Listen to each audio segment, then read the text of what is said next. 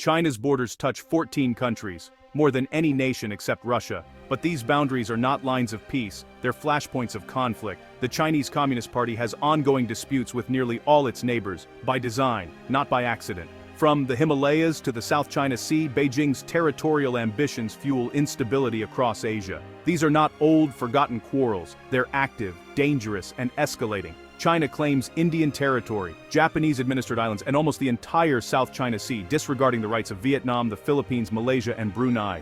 Its approach is clear: neighbors are not equals, but states to be pressured into submission. Beijing's tactics range from incremental land grabs, so-called salami slicing, to outright military intimidation. Chinese Coast Guard vessels harass foreign fishing boats. Its navy confronts warships in international waters. On land, Chinese troops build in disputed areas, daring others to respond. The goal: wear down resistance, change facts on the ground, and avoid open war.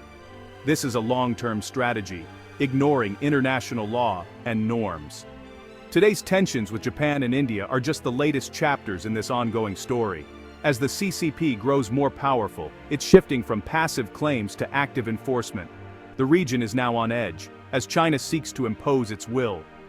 The world is witnessing the consequences of decades of unchecked ambition. Understanding this legacy is key to grasping the current crisis. China's neighbors are no longer willing to accept its demands in silence. The stakes have never been higher. Tensions between China and Japan have reached alarming new heights. The Senkaku Islands dispute is now a daily standoff, with Chinese ships intruding into Japanese waters and Tokyo forced to respond. This is a calculated effort by Beijing to normalize its presence and challenge Japanese sovereignty. But the conflict has moved beyond territory. Chinese state media have issued direct threats against Japanese leaders. A CCP-linked video even called for the assassination of a former Japanese prime minister and threatened nuclear retaliation if Japan intervened in Taiwan. This is not diplomacy, it's intimidation. Japan has responded with formal protests and accelerated military modernization, strengthening its alliance with the United States. Instead of silencing Japan, China's threats have hardened Japanese resolve. The Japanese public, long committed to pacifism, now faces the reality of an aggressive neighbor. News of Chinese threats and military maneuvers is constant, fueling anxiety and urgency. The era of hoping for the best with China is over. Japan is preparing for the worst. The region is more dangerous than it has been in generations. For Japan, Taiwan's security is a matter of survival. Nearly all of Japan's energy imports pass through waters near Taiwan. If China controls Taiwan, it controls Japan's lifeline. The geography is inescapable. Japan's southwestern islands, including Okinawa, are just a short distance from Taiwan. A Chinese invasion would bring conflict to Japan's doorstep, with military forces operating dangerously close. The risk of spillover is high, and a Chinese-controlled Taiwan would permanently shift the balance of power in East Asia. That's why Japanese leaders now declare, a Taiwan contingency is a Japan contingency. Japan's security laws now allow for collective self-defense, meaning it could join the fight if US forces defending Taiwan are attacked. This marks a dramatic shift from Japan's pacifist past, driven by China's growing aggression. Japan's concern isn't about interfering in China's affairs, it's about protecting its own security and economy. A Chinese takeover of Taiwan would mean constant threats and coercion for Japan. That's why Japan is strengthening its military and deepening its US alliance. For Tokyo, defending Taiwan is not a choice, it's a necessity. The stakes are existential. China's aggression isn't just military, it's economic and cultural. Beijing uses trade as a weapon, punishing countries that defy its demands. Japan has faced boycotts, import bans, and sudden restrictions after political disagreements. In 2010, China halted rare earth exports to Japan. More recently, it banned all Japanese seafood over Fukushima, despite international approval. These moves are political, not scientific, and have forced Japanese businesses to rethink their ties with China.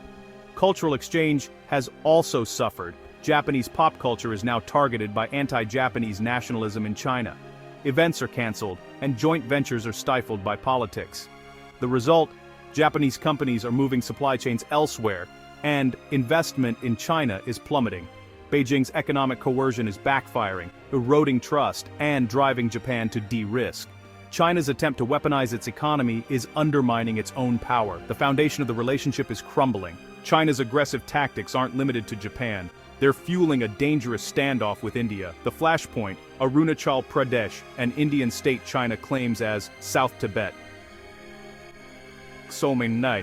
Beijing's harassment now extends beyond the border. Recently, an Indian citizen from Arunachal was detained and interrogated by Chinese agents in a third country. India responded with a strong diplomatic protest, making clear Arunachal is an integral part of India.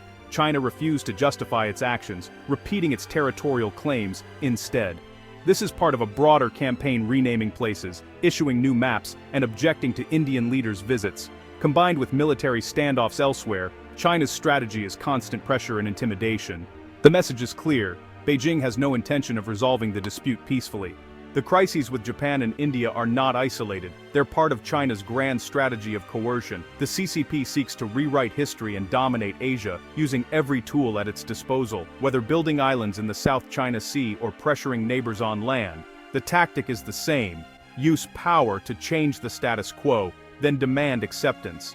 This isn't just about territory. It's about undermining the international system and replacing it with rules written in Beijing. The CCP's legitimacy now relies on stoking nationalism as economic growth slows. Manufacturing crises with neighbors distracts from internal problems and justifies authoritarian rule.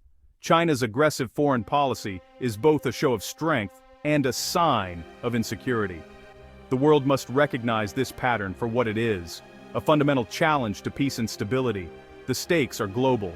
The world stands at a dangerous crossroads. China's escalating tensions with its neighbors have created the most volatile environment since the Cold War. In the East China Sea and the Himalayas, military forces operate on a hair trigger. A single mistake could spark a conflict between nuclear powers. War over Taiwan would devastate the global economy and trigger a worldwide depression. Even without war, rising military spending and economic decoupling are making the world poorer and less stable.